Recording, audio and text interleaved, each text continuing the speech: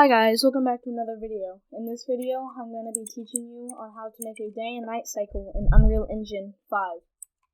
So, first what you're going to do is you want to open up the level blueprint. What you do is you click on here, and then open level blueprint.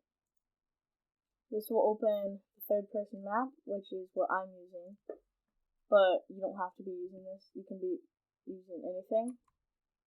So, what I'm going to first do is I'm going to get an event check. Sorry, it's kind of laggy. I don't know why it's laggy like that. But what you want to first do is you want to first get a multiply.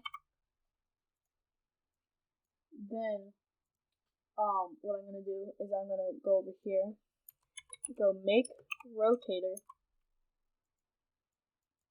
So once I have this, I'm going to go into third person map. I'm going to come down here to lighting and select the directional light.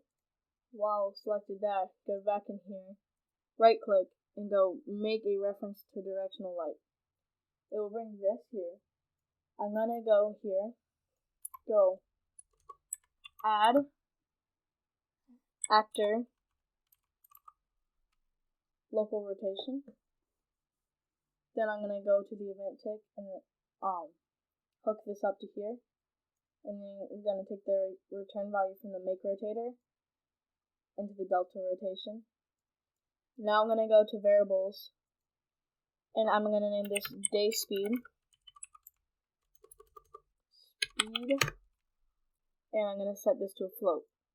Now I'm going to drag it over here and do get day speed, plug that into the multiplier, compile, and I'm going to set this to 20, so it's just real quick. And now I'm going to compile and save. And now if you play it, you'll see that it will slowly, hold up, sorry, 1 second.